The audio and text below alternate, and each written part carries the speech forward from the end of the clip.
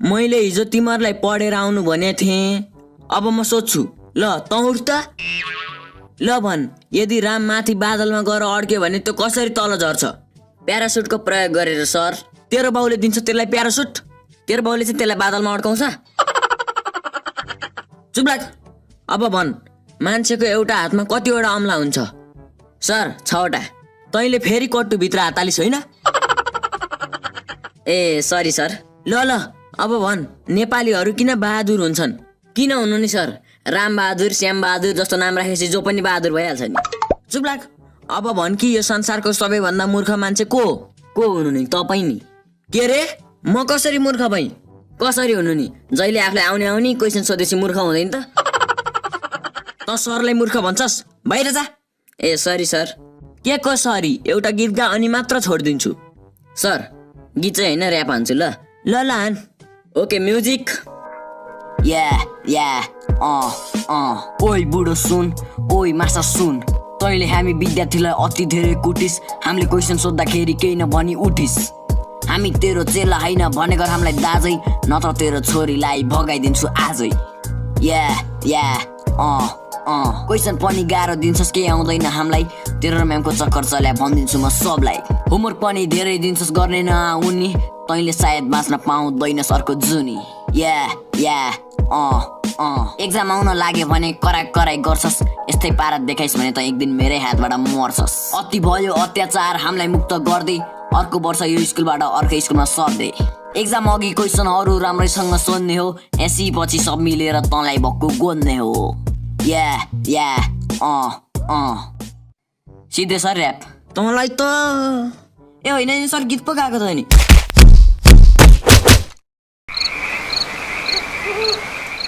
होइन यो प्रिन्सिपल सरलाई आज के भन्छ? बोल्दै बोल्दैन नि त। मदेखि रिसाए कि के हो?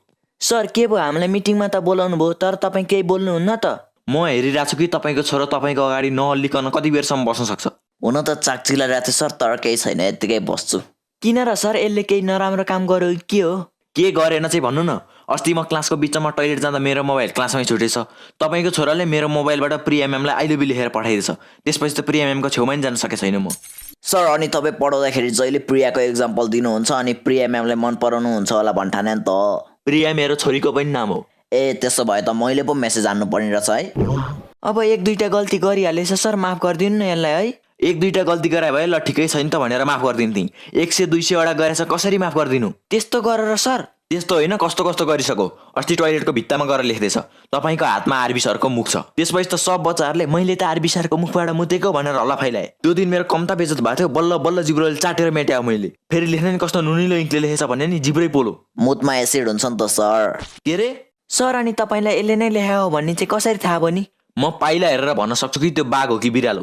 सर स्कुल खुले 30 दिन पनि भएको छैन, तपाईँ यसले 200 वटा गल्ती गरेर भन्नुहुन्छ त? होइन, तपाईँ दिनको एकचोटि मात्र मुत्नुहुन्छ कि के हो? त्यो त होइन। आफ्नो छोरालाई सम्झाइहाल्नु, नत्र भविष्यमा दुःख पाउनु होला नि। अहिले चाहिँ कहाँ सुख पाइछु र सर? अस्ति गुड फ्राइडे भनेर मैले यसलाई एउटा गीत गाएर सुना भने के गाए थाहा छ? अब म क्लासमा भएको भए त थाहा हुन्थ्यो नि। ओइ गीत सुना। होइन सर होइन। सुना न सुना, तेरो बुवालाई नि थाहा होस् न त कतिको ठुलो गाएको होस् भनेर। सरको बाउ बोका, सरकी आमा बाख्री, सरकी बुढी ठ्याक्कै कुचिएको गागरी। सुन्नुभयो तपाईँको छोरोको गीत? क्लासमा आउँदा कहिले होमवर्क गरे आउँदैन। केही क्वेसन सोध्यो भने नि एन्सर नि दिँदैन। सर क्लासमा यो अलि डराउँछ होला, अब सोध्नु न, दिइहाल्छ नि एन्सर। ल भन्, कहिले काहीँ पिसाब पहेँलो किन आउँछ? बेसार पानी खाएर। कुन जनावर आवाज निकाल्दैन? मरेको जनावर। What is power? लास्टको मात्र आउँछ सर। ल भन्। It's called power. Prithvinarayan Shah को हुन्? बाउको छोरा। नेपालबाट राजतन्त्र कहिले हट्यो? जुन दिन गणतन्त्र आयो। फुटबलको आविष्कार कसरी भयो? राजेश दाइले डल्लो हगेपछि। वाट इज न्युटन सेकेन्ड ल? The law discovered by Newton which comes after first law and before third law is called Newton's second law. आहा मेरो छोरो कति जान्नी छ, फटरट अङ्ग्रेजीमा भनिदिइहाल्यो नि। तपाईँले कति कक्षासम्म पढ्नु होइछ? कहाँ पढ्न पाउनु र सर, सानो हुँदा बस्तु भाउले घाँस काट्ने र भकाएर सोर्ने गर्दै गइहाल्यो जिन्दगी। पढ्न पाएको भए त यसले भने एन्सर बुझिहाल्थे नि।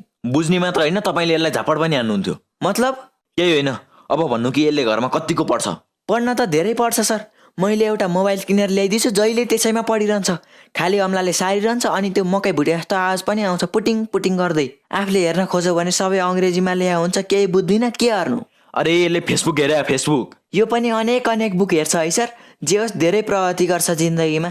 कसरी सम्झाउ के म तपाईँलाई? सम्झाउनु पर्दैन सर, मैले बुझिसकेँ। बरु यसले अरू के गल्ती गर चाहिँ भन्नु न। यो स्कुल आउने भनेकै गल्ती गर्न हो।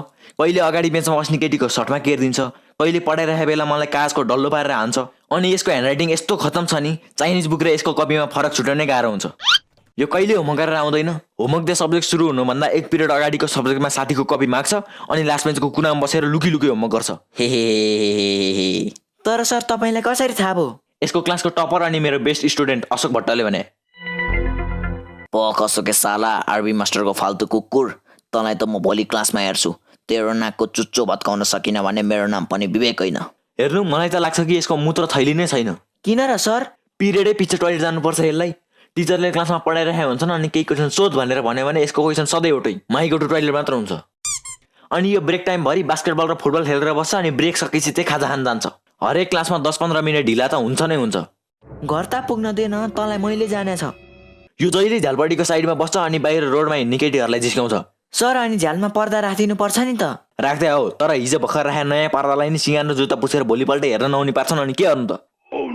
चकचक त यति गर्छ नि, खालि मलाई झुक्याएर मात्र बस्छ। हिजो मलाई के भन्दैछ थाहा छ? थाहा छैन। प्रिन्सिपल सरले अर्जेन्ट मिटिङमा बोलाउनु भएको छ अरे। मलाई यसको चाल पहिल्यैदेखि थाहा थियो, त्यही भएर मैले नि भनिदिएँ, म प्रिन्सिपलको फाल्तु कुकुर होइन, प्रिन्सिपल चाहिँ मेरो फाल्तु कुकुर हो। अरे सर, हिजो तपाईँलाई प्रिन्सिपल सरले साँच्चै बोलाउनु भएको थियो। फेरि मलाई झुकेर छ, हेर्नु न। अरे सर, झुक्याएको होइन क्या, साँच्ची भने हो। मतलब हिजो साँच्ची बोलाउनु भएको थियो? हो भने सर, तपाईँले मलाई जे भन्नुभएको थियो मैले नि प्रिन्सिपल सरलाई त्यही भनिदिइहालेँ। अनि प्रिन्सिपल सरले त नयाँ सरको लागि भ्याकेन्सी अनाउन्समेन्ट तयार गरिहाल्नु पर्ने उत्तिखेरै। त्यही भएर त म सोचिरहेको छु कि प्रिन्सिपल आज किन रिसाइरहेको छ मदेखि भनेर। जागिर गयो जस्तो छ। मैले हिजो तिमीहरूलाई पाठ 10 को होमवर्क गरेर अनि पढेर पनि आओ भने थिएँ। ल अशोक, तिम्रो होमवर्क देखाउ त। सर, मैले त पाठ 10 मात्र होइन, पाठ 12 सम्म गरेर ल्याएको छ अनि पुरै बुक पनि पढेर आइछु नि। हो र, भेरी गुड। तिमीले यस्तै गरी मेहनत गर्दै गयो भने तिमी यो स्कुल टपर मात्र होइन, पुरै देश टपरै हुन्छौ। तर मलाई त पुरै विश्व टप हान्न मन छ सर। हान्छौ मजाले हान्छौ। साला अल्बर्ट आइन्स्टाइनको मिथ। ओइ विवेक, तेरो होमवर्क देखा। सर, हिजो तपाईँले होमवर्क दिने बेला म टोइलेट गएको थिएँ क्या। तर मैले हिजो कसैलाई बाहिर त पठाइन। हेर्नु न सर, कपी नै घरमा बिर्सिछु भने। खाना र हग्न त बिर्सिँदैनस् नि। त्यो त नेचुरल प्रोसेस हो नि त सर। मलाई अरू कुरा थाहा छैन, अब त्यहीँ उठेर बस। किन बसिस्? तपाईँले नै भने होइन, उठेर बस। उठिराख। ल, अरू सबैले होमवर्क गरेकै हौ ल भन्ठाना छु। अब अर्को पाठ पढौँ है त। सर, यो त भेदभाव भइहाल्यो नि। के का भेदभाव? ल, कसले होमवर्क गरे छैन हात उठाउ त। सर, मान्नुहोस् कि कसैले मेरो पेन चोर्यो। अब तपाईँले क्लासमा आएर कसले यसको पेन चोर्या छ हात उठा भनेर पेन चोर पत्ता लाग्छ। भर्ता बोल्ने होइन, चुप लाएर उठिराख। साला तालु बुढो। के भनिस्? केही होइन सर, पढाउनु। ल, आज हामी पढ्छौँ कविताको बारेमा। त्यो कसैले नचिन्ने केटीको बारेमा चाहिँ किन पढ्नु? कविता भने पोएमका पोएम। ल पढाउनु। ल अशोक, एउटा कविता वाचन गर त। मेरो कविताको शीर्षक छ पानी। पानीले हाम्रो प्यास मेटाउँछ। वाह वाह वाह वाह। पानीले हाम्रो प्यास मेटाउँछ, बलेको आगो पनि पानीले नै निभाउँछ। वाह, अति सुन्दर। थुक्क, यसको भन्दा राम्रो कविता त मै भनिदिन्छु। ल भन्न त भन्। मेरो कविताको शीर्षक छ तालुमा आलु। हाम्रो नेपाली सरको कपाल छैन, त्यसैले सबले भन्छन् यसलाई तालु। वाह वाह भन्न। हा वाह वाह वाह। हाम्रो नेपाली सरको कपाल छैन, त्यसैले सबले भन्छन् यसलाई तालु।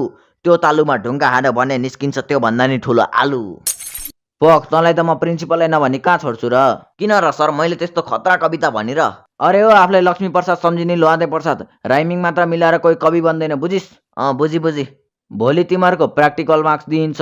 सबजना स्कुलमा प्रेजेन्ट हुने नि। 1 जना बराबर 25 मार्क्स आउँछ है। सर, त्यसो भए म मेरो टोलका 3 जना थप केटाहरू ल्याउँछु। म शुद्ध 4 जना भइहाल्छ। मलाई त 100 मार्क्स आउँछ होला नि, होइन? नाम भने विवेक, तर यसको विवेक कुन दुलोमा छ थाहा छैन।